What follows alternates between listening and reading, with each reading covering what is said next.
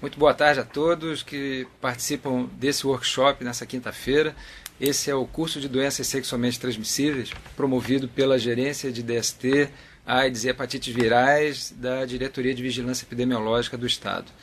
Eu me chamo Eduardo Campos de Oliveira, eu sou médico infectologista e venho trabalhar aqui com vocês nessa tarde. Hoje o tema é o terceiro módulo, é o último módulo desse nosso curso, é o tema Síndrome do corrimento cervical/vaginal e doença inflamatória pélvica, assuntos de grande importância pela sua transcendência. Uma doença puxa a outra e as complicações advindas dessas infecções podem levar a graves situações para a mulher, chegando à infertilidade e até ao óbito feminino. Então nós vamos trabalhar esses temas hoje aqui nesse workshop de hoje. Para começar, síndrome do corrimento vaginal e cervical, alguns dados epidemiológicos. Esse estudo que eu venho citando já desde o primeiro módulo é o estudo de prevalências em 6 capitais brasileiras envolvendo algumas doenças sexualmente transmissíveis e suas síndromes. Por exemplo, nesse slide nós vemos na população geral dados relativos à população geral feminina, que nesse momento, nesse estudo, é representado pelas gestantes, um percentual de 32% de prevalência de corrimento vaginal, é uma prevalência bastante alta na população, e de corrimento cervical em cerca de 12%. São doenças de grande ocorrência, de grande prevalência na nossa população, especialmente o corrimento vaginal, que tem múltiplas etiologias, nós vamos ver na sequência. Esse slide aponta para um dos principais agentes da síndrome do corrimento cervical. A infecção gonocócica, a infecção causada pela Neisseria gonorreae, que no homem se manifesta na infecção uretral, na mulher predomina a infecção cervical, a infecção do colo do útero. Essa análise, esse estudo de prevalência aponta para uma prevalência geral de 3,4%, envolvendo populações de baixo risco e populações de alto risco. Essas populações de alto risco são as pessoas que procuram ou procuraram nesse estudo serviços que atendem casos de DST. Veja que a prevalência geral de infecção gonocócica na população de alto risco é muitas vezes maior do que na população de baixo risco.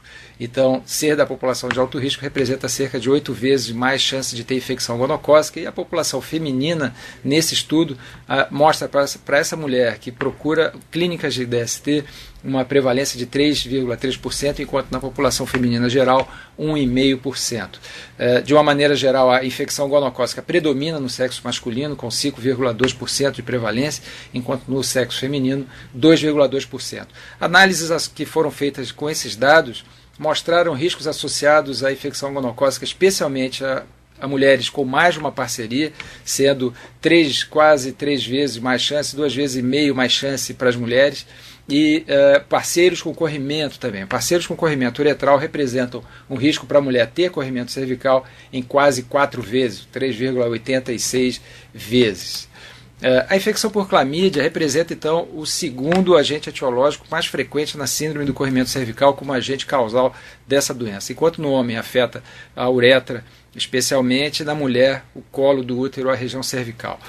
Nesse estudo, nós já vimos nos módulos anteriores a grande importância que nós precisamos dar à infecção por clamídia na população feminina jovem. Essas mulheres que, nesse caso, nesse estudo, foram representadas por gestantes, elas apresentaram uma prevalência altíssima de quase 10%, 9,4% de prevalência de infecção por clamídia, uma infecção muitas vezes silenciosa, provoca poucos sinais, poucos sintomas dessa população, e decorrência disso, essas mulheres passam meses sem qualquer tipo de evidência de doença e além de continuar transmitindo a doença por não terem sido tratadas, elas comprometem a sua saúde com complicações advindas dessa infecção e, na gestante, a possibilidade de infecção do bebê ao nascimento, quando de um parto vaginal. Na população no estudo em geral, a população masculina teve 5,8% de prevalência e a população feminina 8,5%, ou seja, é uma infecção que atinge homens e mulheres, mas a população feminina tem uma prevalência maior e, além disso, a transcendência da infecção na população feminina é maior, em decorrência da possibilidade de ocorrência de infecção fetal, quando de quando de uma gestante, e das complicações advindas da infecção por clamídia e pelo gonococo na infecção feminina cervical, que nós vamos ver ao final desse módulo, que se trata das doenças inflamatórias pélvicas, ou seja, clamídia está profundamente, intimamente ligado a essas complicações, e por ser uma infecção muito frequente e pouco sintomática, leva a gravidade a níveis muito elevados. Nós vamos perceber agora, no próximo slide, como nós fazemos, dentro de uma situação de normalidade, como é que nós vemos um exame laboratorial dessas mulheres, um exame de bacterioscopia de conteúdo vaginal. Nós vemos que a flora vaginal é preenchida basicamente por bacilo de Doederlein, células descamativas e algumas poucas células polimorfonucleares, ou seja, células de descamação, representadas por essas células hexagonais, com seus núcleos bem cromados, e algumas células, a presença de muco e de algumas bactérias ao redor. À direita, na imagem, vocês veem um colo de útero normal, enquanto que nesse slide vocês veem, então, os bacilos de Doederlein fazem parte da flora vaginal normal, numa quantidade normal, sem provocar qualquer tipo de doença, e não demonstrando nesse slide qualquer tipo de anormalidade. Então esse seria um slide, um exame de lâmina fresco normal de conteúdo vaginal. Quando nós partimos então para o que não é normal, ou seja, a ocorrência de doenças nessas mulheres, nós estamos falando então nessas síndromes onde envolve a cervicite mucopurulenta, a vaginose bacteriana, a candidíase e a tricomoníase. Das 4 entidades anotadas nesse slide, a única que é de corrimento vaginal caracterizada por DST é a tricomoníase. A tricomoníase é uma protozoose, um protozoário que, esse sim, tem um poder de transmissão sexual da mulher para o parceiro, do parceiro para a mulher, enquanto vaginose e candidíase não são consideradas DST, elas são decorrência de uma descompensação, um descontrole da microbiota normal vaginal. Cervicite mucopurulenta, aqui representado principalmente por gono e clamídia, nós vamos ver nesses próximos slides. Então, voltando aos nossos critérios, que são os fluxogramas para análise de cada caso individual, os fluxogramas de corrimento vaginal, eles vão ser subdivididos para melhor compreensão. Esse slide aponta para o início de um fluxograma de corrimento, para avaliação de um corrimento vaginal. Então nós temos uma paciente que chega com queixa de corrimento vaginal. A Organização Mundial de Saúde e o Ministério da Saúde adotou essa recomendação, propõe a avaliação de critérios de risco. Esses critérios de risco eles foram incluídos nesse fluxograma para facilitar ou para melhorar a performance desse fluxograma.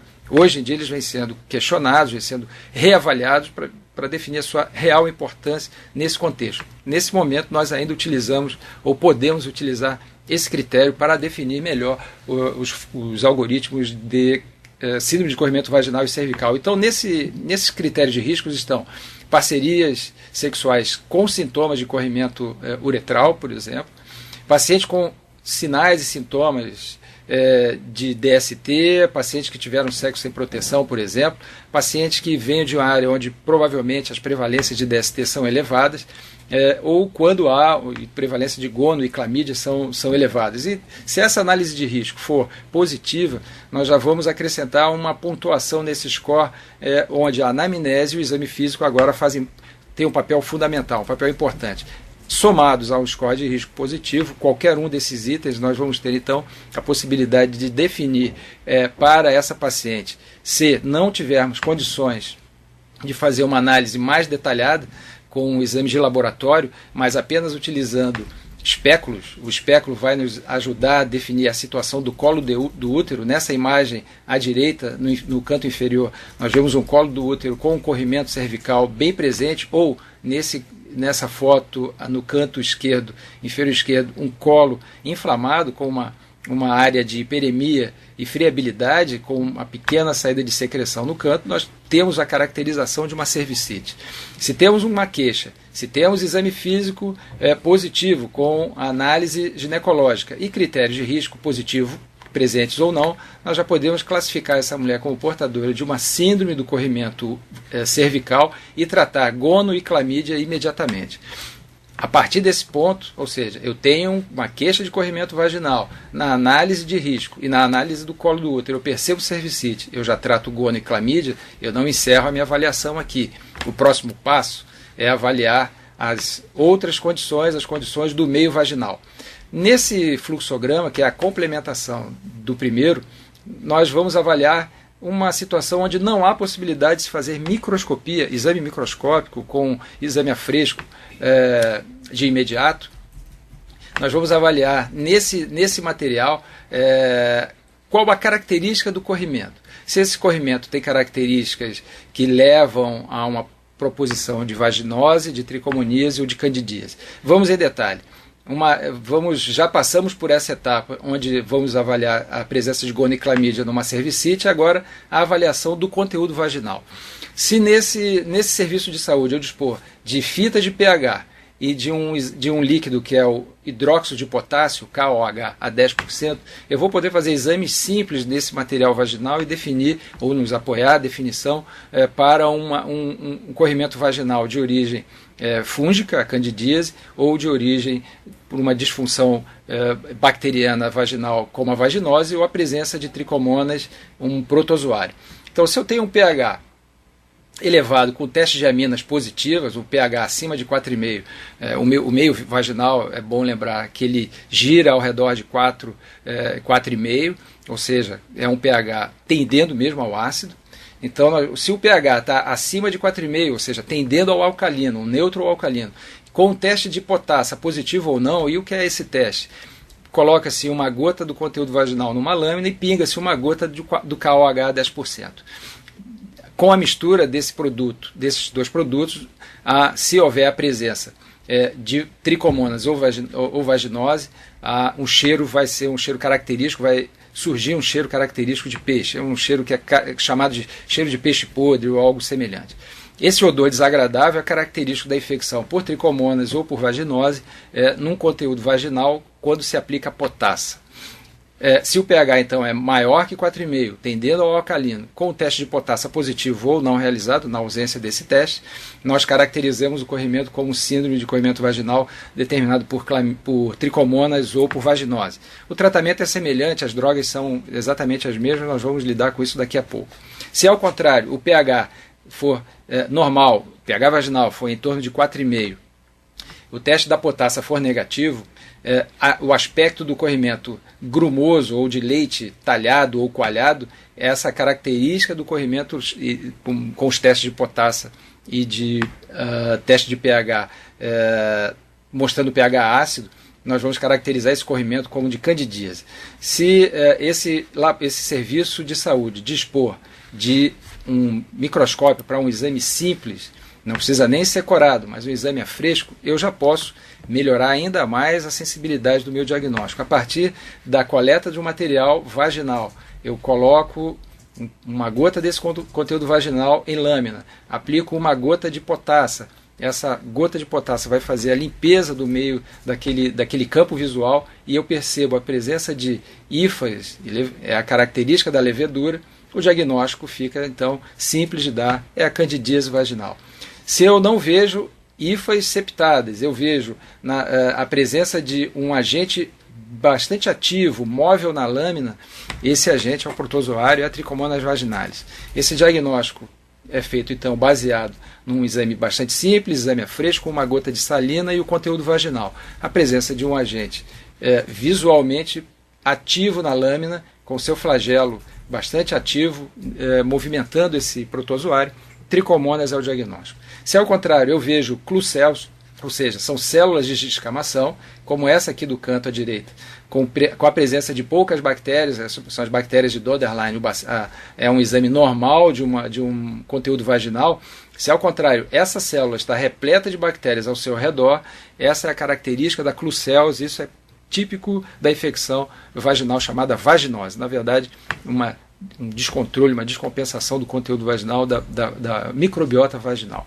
A presença de outras bactérias que não os bacilos de Doderlein dão a característica da vaginose com corrimento, em que nós vamos ver com mais detalhes nos próximos slides. Como é que nós vamos fazer o diagnóstico dos corrimentos cervicais? A presença de um corrimento cervical exige a coleta de material. Esse material, se possível, deve ser encaminhado para o laboratório em meios adequados, com a coleta com o material adequado, em meio adequado para a cultura. Essa cultura vai nos ajudar a definir a presença de Neisseria gonorreae, a bactéria da gonorreia.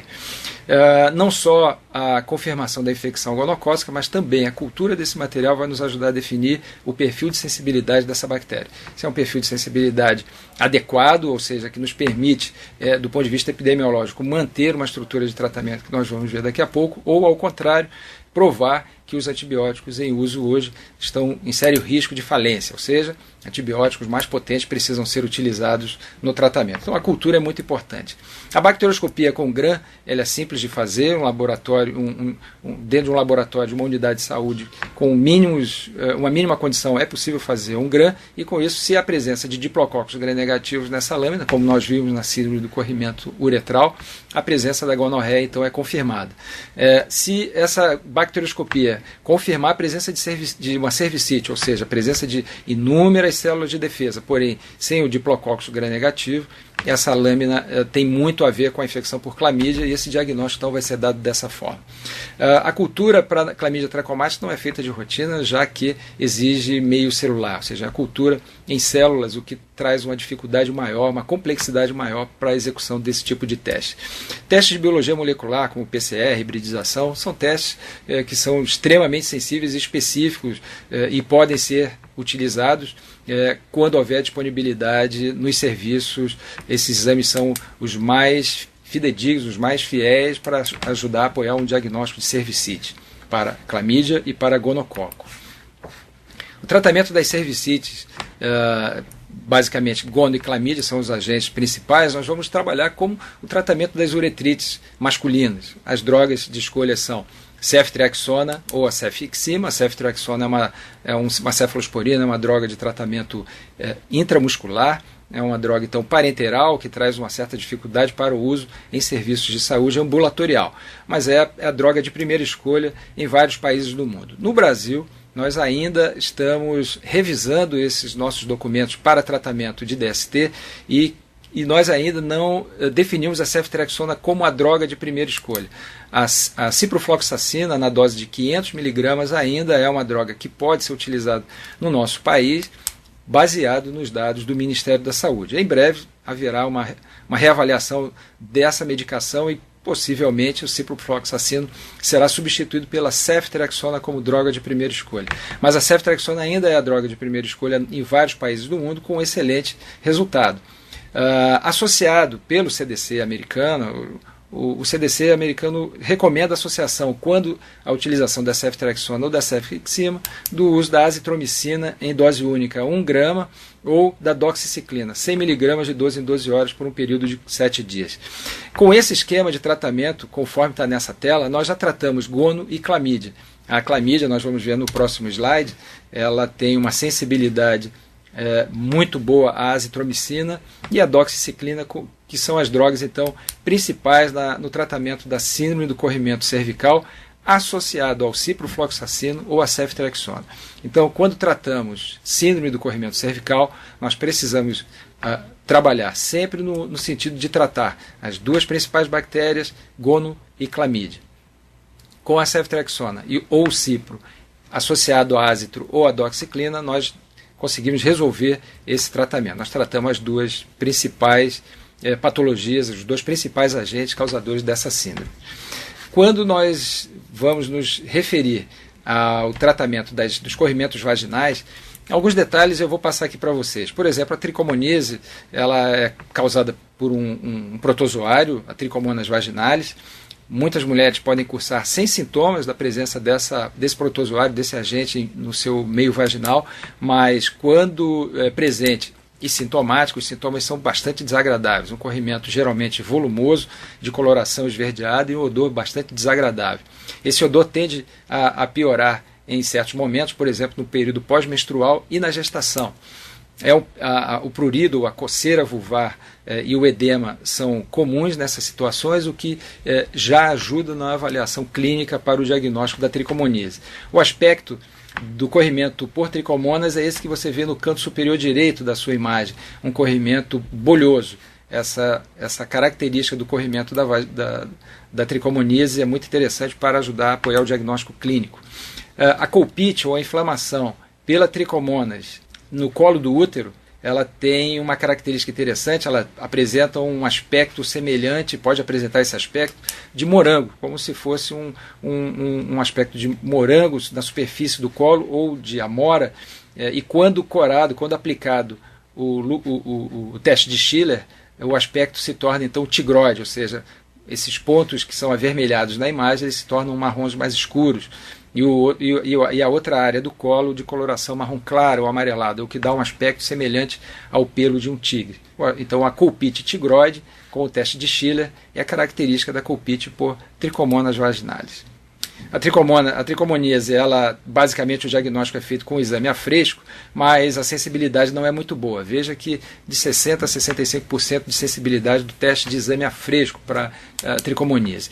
É um exame simples de execução, com uma sensibilidade não muito boa, mas que ajuda muito, associado às outras análises clínicas, no diagnóstico diferencial e na definição do tratamento. No entanto, quando se associa o PCR, que é um teste obviamente mais sofisticado e não disponível facilmente na nossa rede pública, nós teremos uma sensibilidade, uma especificidade muito elevadas, o que seria praticamente impossível perder um diagnóstico baseado em testes de biologia molecular. O tratamento da tricomoníase é feito com o metronidazol, o tinidazol ou o secnidazol. As doses de preferência, tratamentos em dose única, ajudam na adesão do paciente ao tratamento, na recuperação mais acelerada da sua saúde. Tratamentos de longo prazo, eles podem ser necessários em casos de maior dificuldade na resolução dos sintomas, mas devem ser evitados, em razão exatamente da adesão pelos efeitos colaterais que esses medicamentos podem causar. O tinidazol, o metronidazol e o secnidazol podem ser usados em dose única, na dose de 2 gramas, 2 comprimidos de 1 grama são suficientes para resolver essa infecção.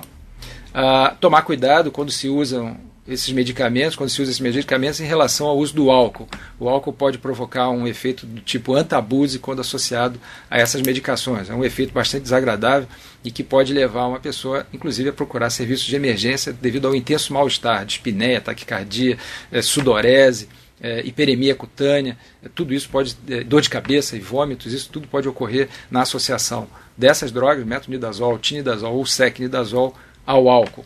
Alguns efeitos colaterais são bastante comuns, como um gosto amargo ou metálico na boca, náuseas e vômitos. Mas, em geral, como o tratamento é em dose única, esses efeitos são passageiros e o paciente recupera rapidamente. A recorrência da tricomoníase não é incomum e requer o tratamento do parceiro. Se o parceiro não é tratado, a recorrência obviamente será muito frequente. Falha de tratamento não é comum, o tratamento geralmente é bastante eficaz, a reinfecção pode ocorrer desde que a paciente volte a entrar em contato, ter contato sexual com uma pessoa infectada não tratada. Vaginose é uma outra condição clínica, então, que não é considerada uma ADST, mas esse desequilíbrio da flora vaginal, onde outras bactérias predominam no lugar dos lactobacilos ou a flora de Doderlein. Gardnerella vaginalis, bacteroides e o mobiluncus são os principais, os mais frequentes agentes relacionados à presença de uma vaginose. Não é uma DST, como eu disse, então, de uma maneira geral, os parceiros não são tratados, mas cada caso deve ser avaliado de maneira individual. Veja que o corrimento é branco acinzentado, volumoso ou discreto ou volumoso, mas pode ser bastante volumoso. O pH, em geral, é igual ou maior que 4,5, é um pH que tende ao alcalino. O teste das aminas ou o teste do KOH, o teste do cheiro, é positivo, e a presença das clucéus, que são aquelas células repletas de bactérias ao seu redor. Esses são os critérios de Ansel, e você percebe que nesse exemplo, nessa imagem, nessa foto, como essa célula descamativa vaginal está repleta de bactérias ao seu redor. E essa é uma cluceus típica. O tratamento é feito com as mesmas drogas utilizadas no tratamento da tricomoníase. Porém, nesse caso da vaginose, os tratamentos mais prolongados são colocados como primeira opção. O metronidazol na dose de 500 mg de 8 em 8 horas, de 12 em 12 horas durante uma semana, são bastante úteis para a reversão desse quadro. É um quadro que requer, então, um tratamento mais longo, porém, não há por que também abrir mão dos tratamentos de curto prazo em dose única. A tentativa inicial geralmente é de tratamento sem dose única e, se não houver sucesso, passa ao tratamento mais prolongado. A recomendação do CDC são tratamentos de 7 dias. Metronidazol em dose única, ou tratamentos à base de aplicação de gel de clindamicina ou de metronidazol, num período de 5 a 7 dias, podem ser também como coadjuvantes interessantes para diminuir os sintomas de maneira mais acelerada, assim como o tratamento em dose apenas com aplicação do gel é perfeitamente possível. Em geral, esses tratamentos eles são preteridos pelos tratamentos por via oral, pela facilidade, pela comodidade posológica. Os tratamentos com aplicação vaginal requerem 7 dias de tratamento, às vezes 2 semanas de tratamento, enquanto com 2 comprimidos de metronidazol de 1 grama ou 4 de 500 mg você consegue resolver essa questão. Candidíase vaginal é uma afecção bastante frequente, muito comum nos ambulatórios de ginecologia e responsável por um sem número de sintomas. Os sintomas são bastante desconfortáveis e relacionados a corrimento espesso, semelhante a leite coalhado ou talhado, eritema vulvar, edema vulvar, fissuras, muito prurido, dispareunia. A maioria dos casos é causada pela Candida albicans, o que reflete no sucesso terapêutico, porém um percentual de 10 a 20% pode ser decorrente de outras cândidas, e essas sim têm uma maior dificuldade no tratamento, ou seja, uma maior tendência à falha. Esse seria um aspecto macroscópico, um aspecto, a visão por meio de uma visão desarmada, sem lente de aumento, sem microscópio, sem nada, apenas com o espéculo, de como fica o meio vaginal na presença de uma candidíase. Esses são outros exemplos de corrimento onde você percebe edema e hiperemia vulvar, um corrimento nem sempre volumoso, mas extremamente desconfortável, associado a desconforto local muito intenso. A candidíase vaginal tem fatores que estão ligados diretamente à sua ocorrência, como diabetes, a obesidade, o uso de estrógenos ou contraceptivos orais outros, gestação também é um fenômeno fisiológico que determina com frequência queda de imunidade e candidíase vaginal. Uso de diafragmas, do DIU, uso de antibióticos e de corticóides podem afetar esse meio delicado que é o meio vaginal e, provocando desequilíbrio, a candidíase predomina. A infecção pelo HIV não é uma condição sine qua non, mas é comum na presença de imunodeficiência, e o HIV é um dos principais elementos nesse caso, a provocar a candidíase vaginal, e essa candidíase nesse caso pode ser muito laborioso o seu tratamento, a recorrência é muito frequente e muitas falhas de tratamento. Esses pacientes só vão recuperar uma condição mais saudável com a recuperação do seu CD4, da sua imunidade. Essa seria uma lâmina com a presença de fungos corados em violeta num meio vaginal. Conteúdo vaginal colhido, colocado numa lâmina e feito uma coloração, vê-se as hifas septadas nesse meio presente as células de escamação aqui. O exame a fresco, apenas com salina, tem uma sensibilidade razoável, mas nem sempre nós vamos ter disponível nos serviços de saúde um microscópio para poder fazer esse tipo de exame. Então, o diagnóstico clínico acaba sendo predominante. O tratamento da candidíase vaginal é feito com nistatina, com miconazol, isoconazol, clotrimazol, tioconazol, enfim, nós temos várias opções. Mas a nistatina, apesar de ser muito facilmente encontrada nas unidades de saúde, ela tem mostrado falhas em um quantitativo bastante grande de mulheres, ou seja, a necessidade de retratamentos ou de prolongamentos de tratamentos, o que torna o tratamento com a nistatina cada vez menos usual ou menos indicado. Outras drogas, como o miconazol, o isoconazol e o clotrimazol, em tratamentos de uso diário com aplicação vaginal, são bastante efetivos.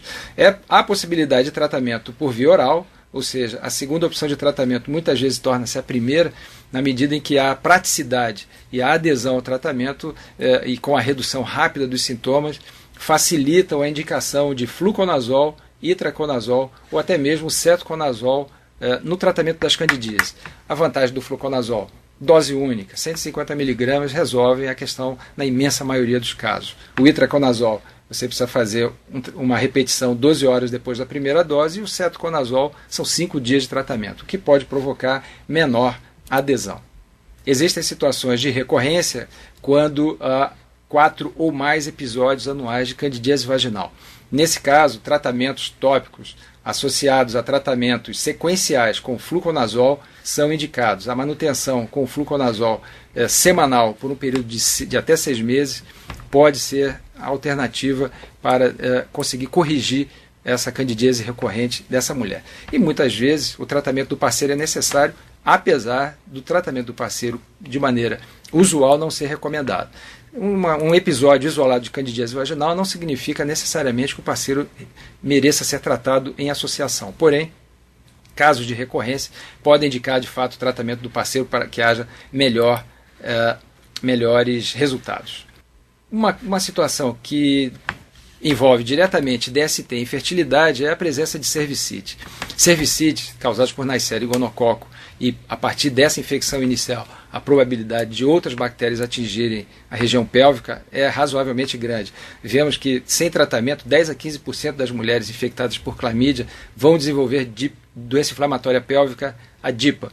E esse dano decorrente da infecção ou das infecções repetidas por clamídia ou gono, as infecções da trompa, vão levar à infertilidade dessa mulher num número muito grande. Um detalhe importante: muitas dessas mulheres não têm qualquer sintoma.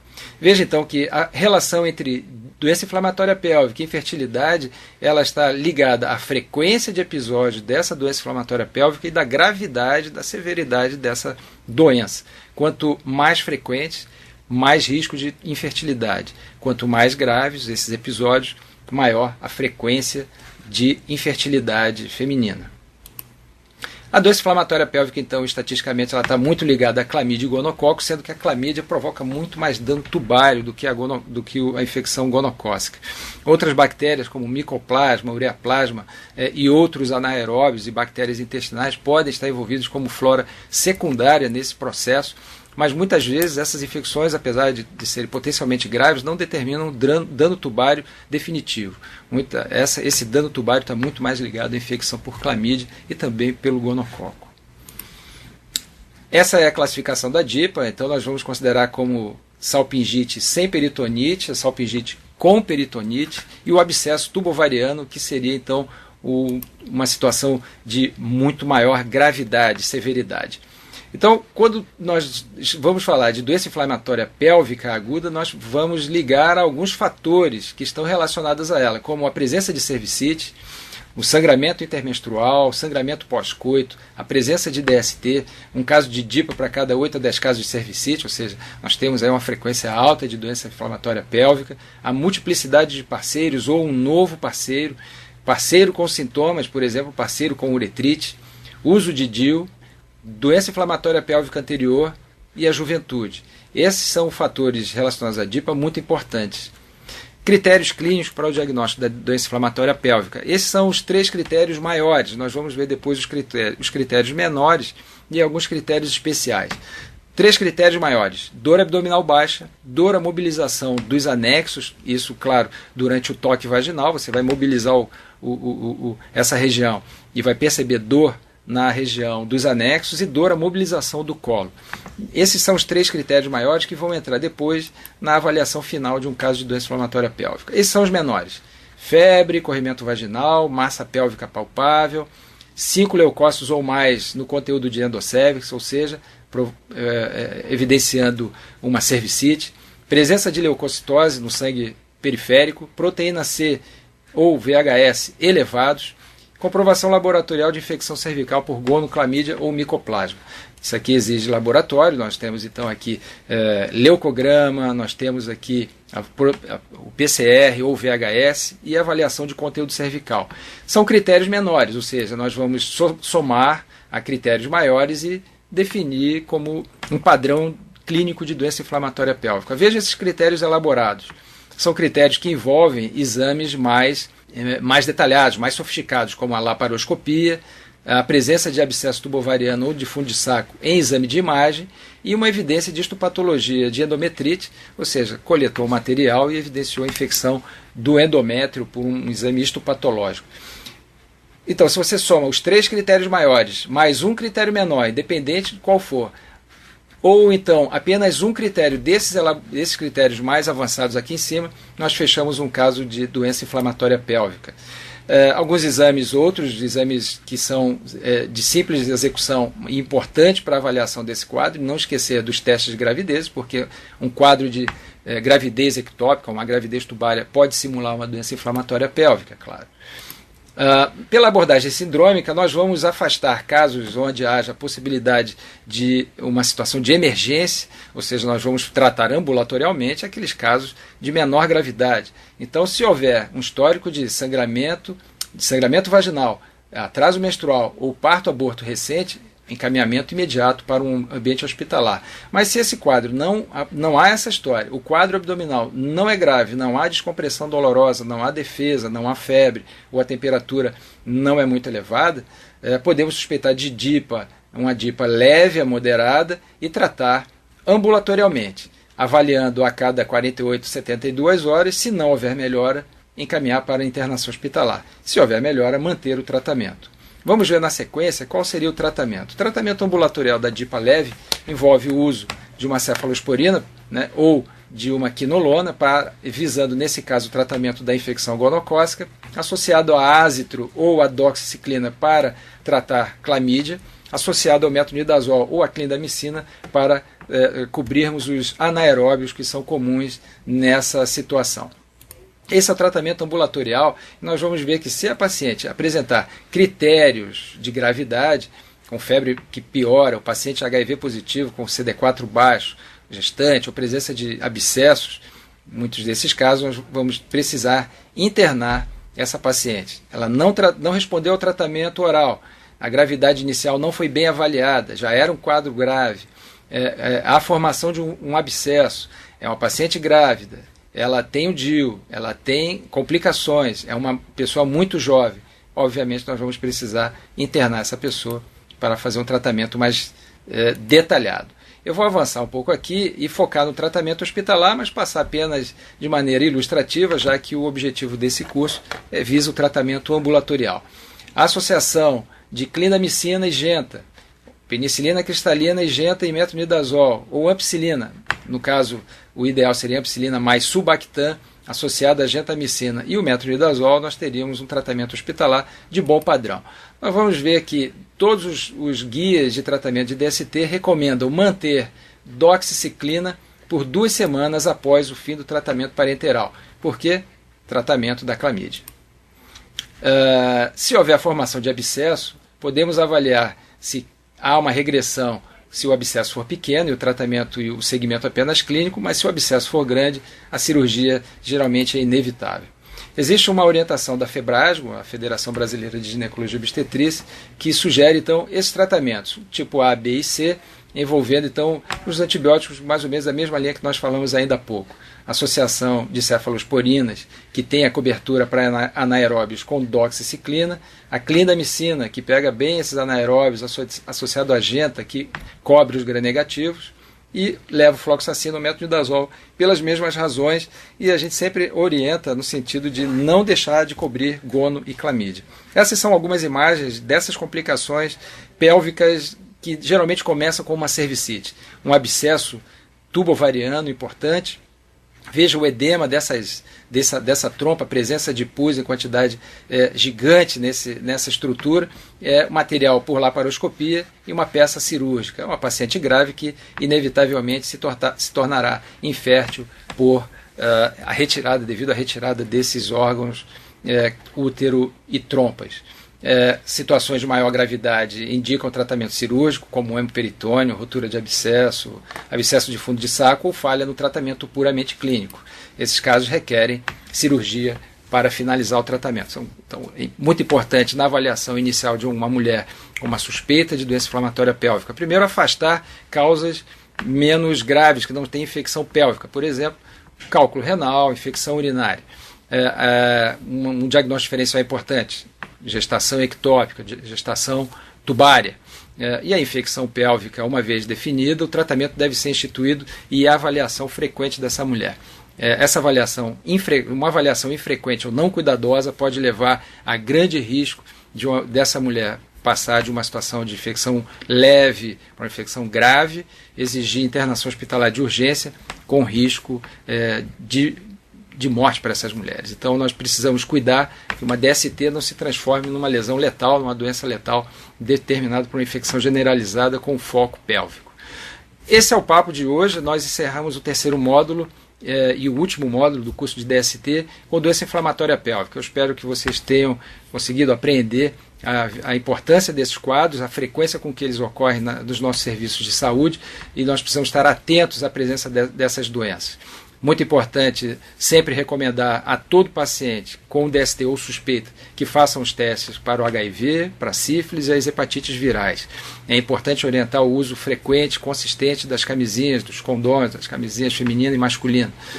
Esses pacientes são pessoas que requerem uma atenção especial, uma vez que essas doenças elas se misturam, várias dessas doenças ocorrem simultaneamente e uma doença como essa, uma doença cervical, facilita a aquisição do HIV. Nós temos sempre que visar a proteção global dessa pessoa. Então, eu espero sucesso para vocês, uma boa sorte, e sempre que houver necessidade, entre em contato conosco na diretoria de vigilância epidemiológica, na gerência de DST, AIDS e hepatites virais. Estaremos lá sempre para ajudar vocês a apoiar no seu dia a dia, no trabalho aí na ponta. Obrigado pela atenção. Primeira pergunta aqui é de Itapema. Gostaria de saber sobre vaginose citolítica. A mulher já fez vários tratamentos para candidíase e todo o citopatológico dela vem citólise acentuada. Gostaria de saber do tratamento. A vaginose citolítica ou a vaginite citolítica ela é relativamente frequente e muitas vezes confundida também com infecções recorrentes mais sérias. Na verdade, muitos desses casos têm a ver com uma hiperhigiene genital, mulheres que usam duchas vaginais ou cremes ou sabões, sabonetes especiais e uma hiperlimpeza da área genital que pode provocar também um desequilíbrio na microbiota. Muitas vezes o pH vaginal está normal, mas nós temos ali uma superpopulação bacteriana e muitas vezes ligado mesmo ao lactobacilo, à flora vaginal de Doederlein. Muitas dessas situações estão envolvidas em situações de alergia ou relacionadas a algum tipo de intolerância, uma reação inadequada à presença de produtos de higiene, perfumes ou tecidos. Muitas vezes o tratamento requer realmente repetições e uma reorientação dessa mulher em relação ao uso das roupas que veste, dos produtos que usa na sua higiene e na regulação dessa hiperhigienização genital. Joinville teve uma queda de luz e perdeu o tratamento de candidíase recorrente. O tratamento da candidíase recorrente requer o uso, ou uma das indicações de tratamento seria o uso de um produto tópico como miconazol, clotrimazol, em forma de creme, gel ou óvulo, associado à utilização de fluconazol a cada 3 dias após a finalização do tratamento tópico.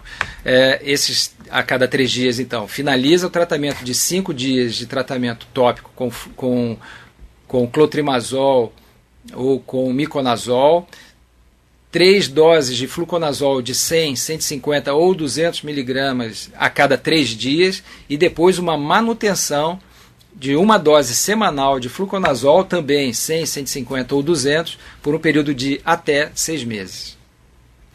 Bandeirante gostaria de saber a pertinência de tratar o parceiro da paciente. O tratamento do parceiro da paciente com tricomoníase é obrigatório. Ele vai usar o mesmo esquema em dose única de metronidazol, tinidazol ou secnidazol. O tratamento da vaginose e da candidíase, eles não são recomendáveis para todos os casos. Esses casos onde o parceiro deve ser tratado, eles devem ser individualizados, ou seja, aquela mulher que tem processos repetidos de vaginose ou candidíase e cujo parceiro, mesmo assintomático, manter relações sexuais frequentes e sem uso de preservativo. Nesse caso, a recomendação pode ser o tratamento do parceiro com o objetivo de minimizar o dano à mulher.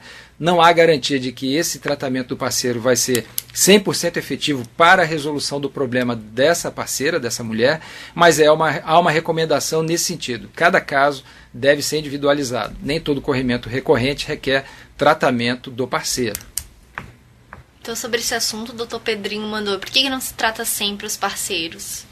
Bom, tratar uma pessoa que não tem uma doença é sempre uma situação de risco potencial. Você vai usar uma medicação para uma pessoa que não tem determinado problema. Os efeitos colaterais podem estar presentes e você vai correr o risco de supertratar uma pessoa que não tem uma doença. A pessoa pode ter uma colonização temporária por cândida e essa cândida colonizando temporariamente o pênis desse parceiro não significa doença. É uma infecção temporária, uma infecção transiente. Esse fungo ou essas bactérias que poderiam provocar vaginose repetida na mulher, se for o caso, elas não fazem parte de uma flora, elas rapidamente são eliminadas. Mas é mais frequente observar esse tipo de situação e que você precisa tratar o parceiro quando o parceiro tem o prepúcio. Nos parceiros postectomizados, nos homens sem o prepúcio, a frequência desse tipo de ocorrência acaba tornando-se menor. Geralmente esses parceiros nem são tratados. Itapema pergunta: quando a mulher pede, o que pode usar para refazer a flora vaginal? O que podemos indicar? Bom, eu não sou ginecologista, os ginecologistas talvez tenham melhores respostas para isso. Mas algumas medidas são interessantes, por exemplo, o uso de iogurtes ou desses leites fermentados para reposição de flora. Mas um fator que eu acho muito interessante seria cuidar com os excessos. O mercado lança produtos de higiene íntima com bastante frequência, com perfumes diferentes ou com a promessa de que vão eliminar 200% das bactérias causadoras de odores, os cheiros e doenças na população feminina. Isso não é real, isso é apenas marketing. Não há necessidade de se fazer tratamentos com sabões ou produtos específicos para a higiene feminina. Isso realmente é puro marketing. Então, uma das recomendações importantes seria não dar muita atenção a esses produtos que prometem limpar a calcinha feminina e eliminar todas as bactérias, que vão transformar a vulva e a vagina da mulher num ambiente estéril. Isso é totalmente incorreto e deve ser abolido. A nossa recomendação, uma higiene normal. Não há por que fazer duchas vaginais frequentes ou fazer uma hiperlimpeza genital. Isso sim vai trazer mais complicações do que benefícios. Dr. Pedrinho disse que perdeu boa parte da web também por causa da chuva. E então eles perguntam por que as mulheres desenvolvem sintomas de DST mais rápido que os homens. Pelo contrário, 80%, talvez 85% das mulheres com DST são assintomáticas. Quando elas apresentam sintomas, muitas vezes já são sinais de complicação. Os corrimentos vaginais, eles são muito frequentes, mas na maioria das vezes não são uma DST, são desequilíbrios da flora vaginal, por alguma razão. E aí são inúmeras as razões que podem provocar a ocorrência de um corrimento vaginal. Pode sim ter a ver com DST, por exemplo, associação com a tricomoníase ou associação com uma cervicite. Uma cervicite pura e simples dificilmente vai provocar um corrimento vaginal importante. Ele pode provocar, sim, dispareunia e algum pequeno volume de secreção percebido na roupa íntima, na calcinha da mulher ou num absorvente que ela possa vir a usar. Mas, de fato, a maior parte das mulheres em relação às DST são assintomáticas ou pouco sintomáticas. Isso a gente precisa tomar bastante cuidado, porque a população feminina acaba sofrendo com a nossa não percepção da presença de uma DST. Itapema pergunta: o sêmen pode alterar o pH vaginal levando a alguma vaginose? A frequência de relações sexuais, uma frequência muito grande, ou uma intensidade de relações, um tempo de relação sexual muito prolongado, pode provocar sim a presença de sêmen nesse ambiente. É um ambiente que o sêmen não tem um pH diferenciado, ele pode provocar de fato uma mudança e provocar vaginose. Não quando estamos falando de uma situação de relação vaginal com uma frequência, obviamente, limitada, entre aspas, ao normal, e esse normal, obviamente, varia de pessoa para pessoa, de casal para casal. Mas quando a frequência de relações é muito alta, ou o tempo da relação sexual, ou seja, a multiplicidade de relações e de ejaculações no meio vaginal é muito grande num período curto de tempo, pode sim haver um desequilíbrio da microbiota local e o desenvolvimento de vaginose, um corrimento vaginal. Saudades pergunta o que significa queroceratose no resultado de CP. Seroqueratose é o espessamento de um epiderme, né? Ou seja, ele tem presença de um espessamento, ou a presença até de queratina, o que não é normal, dependendo, obviamente, do local onde é feita a avaliação. Obviamente, isso vai depender do caso que está sendo investigado, está sendo avaliado e individualizado. Daqui vai ser difícil eu também dar uma posição um pouco mais detalhada, até porque eu não sou ginecologista. Eu sugiro uma conversa com um especialista da área. Bandeirante pergunta se você recomenda o uso de alguma planta medicinal. Não há nenhuma base de evidência científica que nos indique esse tipo de produto para tratamento dessas doenças. Eu não tenho especialização ou experiência no uso desses produtos. Então, eu não teria condições, competência para dar uma orientação formal para vocês. Obviamente, devem existir produtos da flora, fitoterapia, algumas coisas que possam estar ligadas aí à proteção ou ao tratamento desse tipo de agravos, mas eu estou falando de situações graves onde o risco de vida da mulher, ou melhor, o risco de morte da mulher está presente, como, por exemplo, doença inflamatória pélvica. Então, temos que tomar cuidado com esse tipo de tratamento e avaliar a gravidade de cada caso para propor tratamentos alternativos. Eu não tenho experiência nisso, eu não posso dar uma melhor orientação. Tenho duas perguntas aqui parecidas. Dr. Pedrinho pergunta, existe algum tratamento à base de banho que se assenta com chás? E 13 de maio, o chá unha de gato melhora o corrimento vaginal? Isso foi passado por uma paciente que utiliza e diz que o corrimento cessa.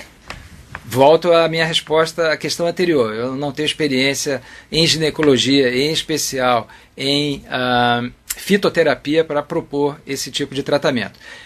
Se você for procurar na literatura formal, literatura médica formal, eu não me lembro de ter lido nada a respeito de chá de unha de gato ou algum outro produto que possa ser utilizado dessa forma. Inclusive, eu sugiro que isso que seja feito com bastante cuidado, com orientação de um profissional especializado, experiente no uso dessas substâncias, porque pode haver reações locais importantes. A fitofotodermatose não é incomum e pode ser bastante grave. 13 de maio diz que observa conduta diferente entre alguns médicos com relação às infecções vaginais. Alguns só tratam quando há sintoma, dor e corrimento, e outros tratam com sintoma ou sem. Ambos com citopatológico, com resultado de candidíase e Gardnerella vaginal. O que seria correto em fazer? A presença apenas da cândida ou de Gardnerella num exame de citopatológico ou um exame de conteúdo vaginal não implica necessariamente presença de doença. Essas bactérias ou fungos podem fazer parte da microbiota normal e o que separa a doença da saúde é a frequência com que esses elementos estão presentes ali no meio vaginal. Então, a cândida faz parte da microbiota normal. Quando ela causa doença? Quando ela está excessiva, quando há uma perda da proteção causada pelo lactobacilo. Então, se a flora de Doderlein está baixa e você tem presença de grande presença de fungo filamentoso ali, de leveduras, melhor dizendo, nós vamos ter a candidíase doença. Tratar um resultado de exame numa pessoa assintomática não é adequado, e isso eu considero como errôneo. Se ela tem a presença desses elementos e está sintomática, ela apresenta sintomas, ela tem queixas, aí sim temos que tratar. É diferente a tricomoníase. Se há tricomonas, mesmo que ela não tenha sintomas evidentes, requer tratamento por se tratar de uma doença contagiosa transmissível. A última pergunta que eu tenho aqui é de Itapema, pedindo para repetir o tratamento para vaginose estolítica. O tratamento, como eu falei, muitas vezes requer controle na questão da higienização, verificar o quanto de produtos químicos vem sendo utilizados por essa mulher em sua higiene íntima, se vem utilizando esse tipo de recursos tipo duchas vaginais. O tratamento da vaginose citolítica pode ser feito, podem ser utilizados produtos que são utilizados no tratamento de corrimentos, como por exemplo a clindamicina ou o metronidazol. Quando muito frequente ou quando sintomática, faz-se então o tratamento com essas drogas naquela dosagem que foi apresentada para vocês. A clindamicina pode ser feita inclusive com creme vaginal, o metronidazol com creme ou gel ou por via oral. Estamos encerrando, nesse momento, o terceiro e último módulo do curso de DST. Foi uma tarde bastante intensa, com muitas questões, muitas perguntas. Eu, obviamente, não tenho competência para responder a 100% das questões, mas eu considerei como uma excelente participação, uma muito boa participação de vocês nessa tarde, o que demonstrou interesse em qualificar a sua assistência. Então, mais uma vez, em nome da Diretoria de Vigilância Epidemiológica do Estado e da Gerência de DST AIDS e Hepatites Virais, eu agradeço a participação de vocês, a atenção, e eu lembro vocês que esses módulos estão disponíveis no Telesaúde, vocês podem resgatar essas informações e rever os módulos quando vocês desejarem. Muito obrigado a todos, uma boa tarde e um bom fim de semana que se aproxima, com menos chuva.